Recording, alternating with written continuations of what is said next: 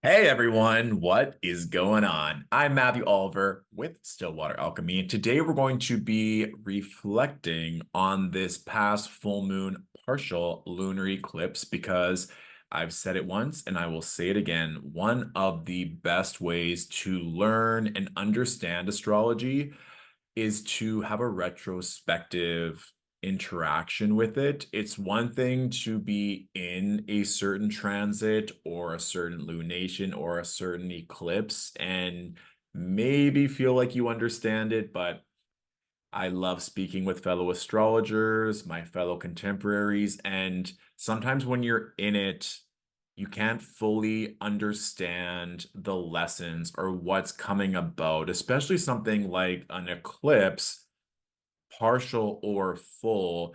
A lot of times you're getting just a little bit of the story, you're getting that next step forward, and the full theme of that eclipse cycle is revealed months later.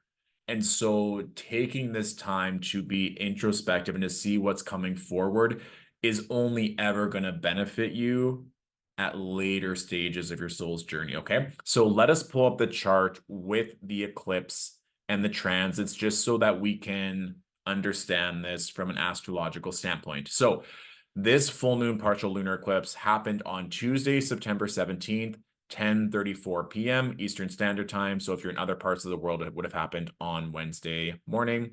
We can see that the moon in Pisces is at 25 degrees, sandwiched in between Saturn and Neptune. I was talking about this a lot in content leading up to the eclipse because I was feeling it. It was pretty obvious to me with the moon being in such close proximity to Neptune that dreams, fatigue, exhaustion, feeling like what is real, what is not, was going to be very, very amplified. So, this is just another reminder of how a moon Neptune aspect can activate. If you have a moon Neptune aspect in your natal chart, it can activate the same way in that you may need a lot more sleep or a lot more grounding or just time to feel your emotions. This is a moon Neptune conjunction in a water sign ruled by Jupiter, which is also another player in this lunation, which we will get to.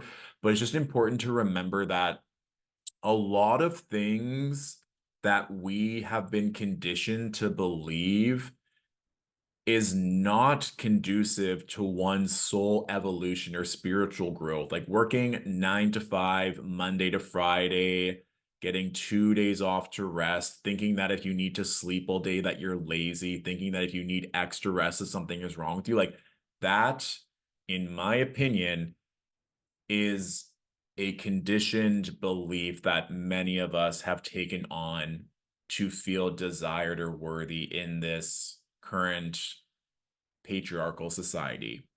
That does not have to be your truth. And this also gets to be where you understand the astrology and what it means for you so that you can break free of maybe antiquated or beliefs that don't make sense for you. And why I'm saying this is because I got many, many, many DMs of people saying, I just need so much sleep. I'm trying to fight it. This isn't like me.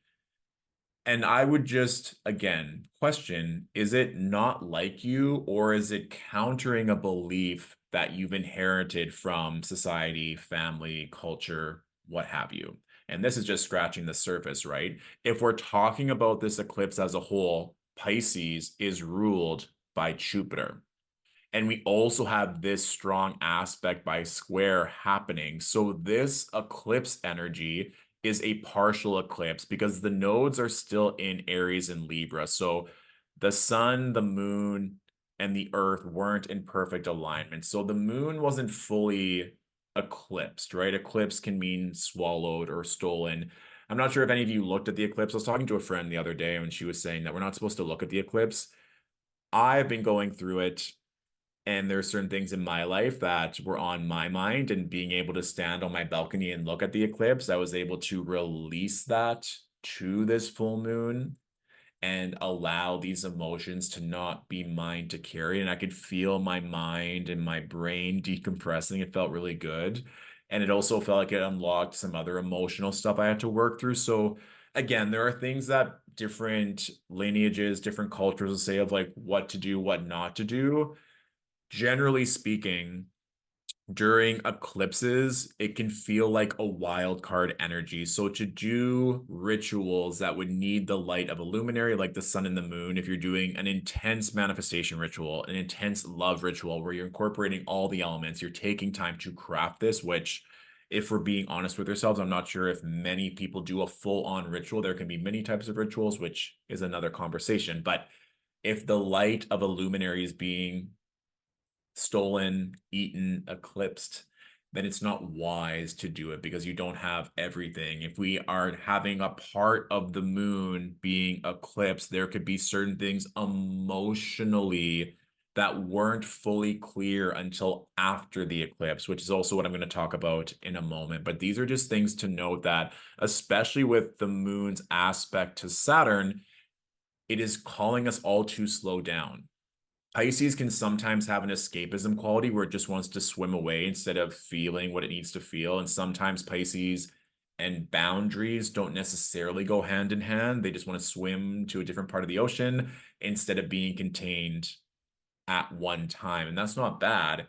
But this full moon for all of us, especially in the house that is ruled by Pisces in your natal chart, would have been coming up for deep reflection on where you need discipline, where you need boundaries, where you need discernment, especially around a dream or a more spiritual or creative flavor in that part of your chart. Because even if you don't have any planets or angles in the sign of Pisces, that part of your natal chart would have been heavily, heavily activated leading up to this eclipse.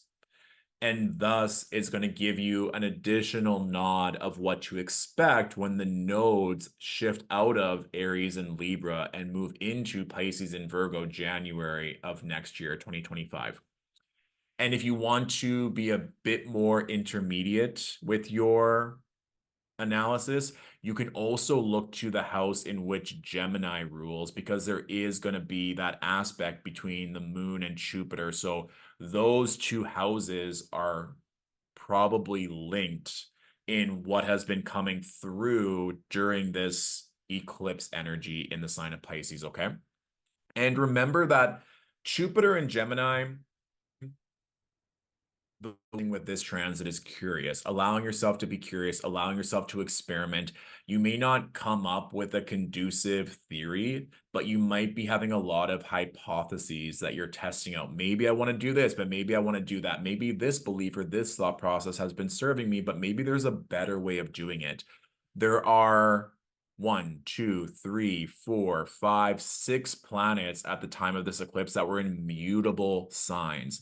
Mutable being highly adaptive, wanting to shake things up.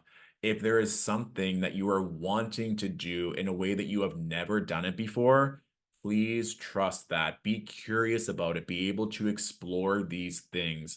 And another way that this could manifest as well is different ways of you expressing yourself emotionally, creatively, spiritually, that may have never come up before. So if you're feeling a contraction of, is this going to work? How is it going to work? I've never done this before. You are right on track on integrating this eclipse energy. All right.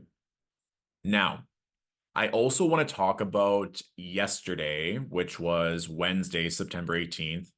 I intend on releasing this video on Thursday, September 19th. So on Wednesday, one thing that I was really excited about is that we had the moon in Aries, and the moon would have been connecting with that north node in transit and making a mutually receptive square with Mars in Cancer. So Mars is in its home sign in Aries, the moon is in its home sign in Cancer. So individually, these planets may not be able to perform as optimally, but given that they're in this aspect with one another, they can help. And so I like to be a curious astrologer myself, and so many people that I've been talking to yesterday and today felt this passion or this spark or this idea to move. Thank goddess that we had the moon in Aries. It's literally the only fire activation that we currently have.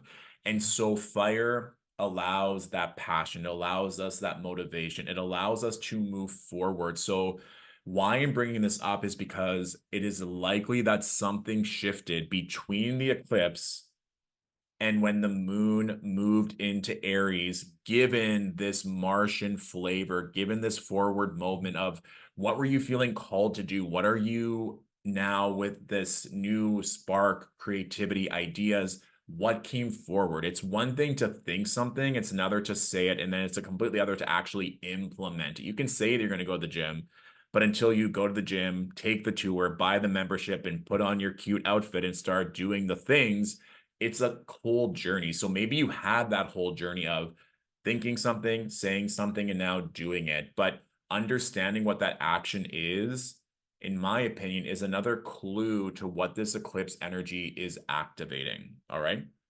I'll give a personal example, which I've shared in some previous content I just released, but just to put in context as well.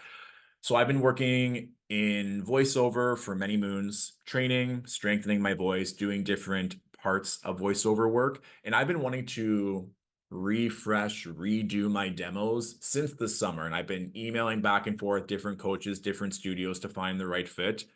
Everything was delayed in my mind. And literally the days leading up to the eclipse, of course, all the emails back and forth, clear communication. For me, Pisces rules my third house, where we find communication. Also, all this Pisces energy makes really good aspects to my natal Scorpio energy, which includes my MC, my career angle. So it all just felt very aligned. And furthermore, just today, I booked in for a one-on-one session with one of the coaches. So it went from I feel called to revamp this creative expression around communication, Pisces, third house. I'm now getting a lot of energy from the universe affirming that this is the time to do it, which is now opening the invitation that this is going to be a prominent energy for me 2025, 2026 when the nodes shift. Last of all, this moon in Aries allowed me to initiate, Aries being cardinal fire, an activation that is going to propel that forward. And now that appointment is booked for next week.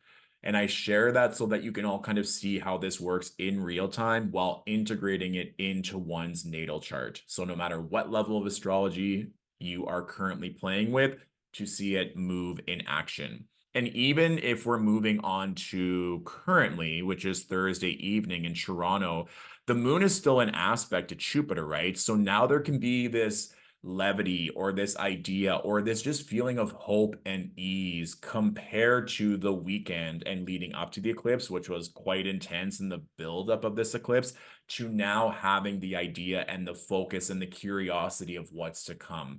I do want to emphasize that Thursday, the moon is opposing Venus, and the moon is also making a square to Pluto. So there might be a relationship or something that emotionally you're working through because of course with all this expansion there's probably a contraction, an ego death, a part of your life that is being let go and released to then make space for this. So trying to stave off or avoid those intense emotional feelings is not the vibe. You want to be able to process, to feel, even if it's journaling out, being able to talk to a close loved one, to just get these emotions out so that you can allow them to be felt, to understand where they're coming from, and even just getting a different perspective. When I'm talking to clients, they'll say, I just need to hear this from you, or hearing it from you allow me to interpret it in a different way. And that's true for all of us, right? If we're thinking about the lock and key type model, that we can hear things from so many different people, but hearing it from one person is when it finally sinks in. Or you could have 10 country singers that all look the exact same, but you want to listen to one specific one, and the way that they sing the song really impacts you, which also is a mirror that there could be 10 people doing the exact same job that you want to do, but the collective needs to hear it from you, from your voice, the way that your voice sounds, the way that your face looks, the way that your body moves. They need to hear it from you. And that's just part of the healing work of when you find that support system, when you find the right friends, when you find the right healers, you're like, I feel seen. I know that their channeling or their words impact me in a beautiful way.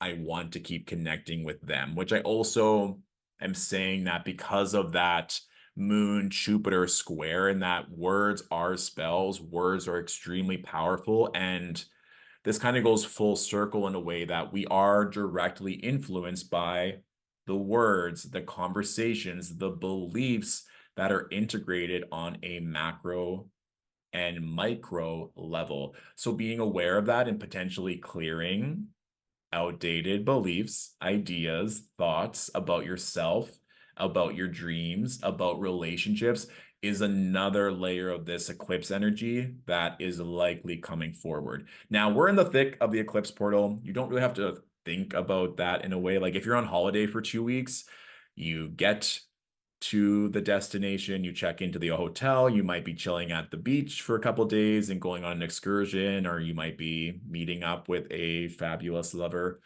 But that entire 2 weeks of the holiday, let's say you're on holiday. It's not like one part of the holiday is necessarily better. It's all teaching you something in that 2 week portal, right?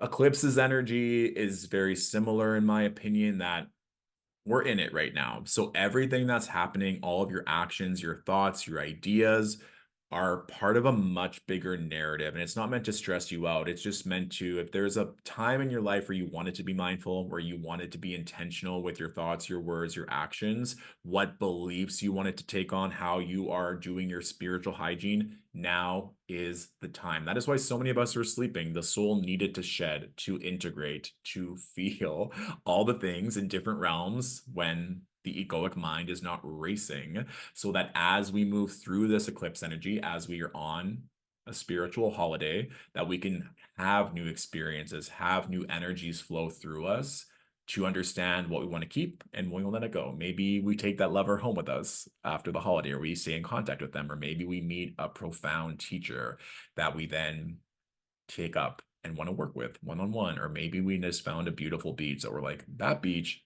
is what we are going to come visit every single year moving forward. Thank goodness we have this spiritual retreat that we now have in our back pocket. So take all of this. I trust that many of you are already feeling that forward momentum, what is going on. The new moon solar eclipse in Libra is happening on October 2nd. And then the energy of the eclipses comes down, and by the time we get to the end of Libra season, moving into Scorpio season, the eclipse portal will be complete. So take your time to integrate. Take time for yourself, as we have another eclipse coming soon, and there'll be more knowledge and content as we so move through that one. Okay. If you have any general questions about this eclipse, anything I discussed in this video, please let me know in the comments. Otherwise, I'm wishing you all a fabulous time as we end Virgo season and enter Libra season. All right. Bye for now.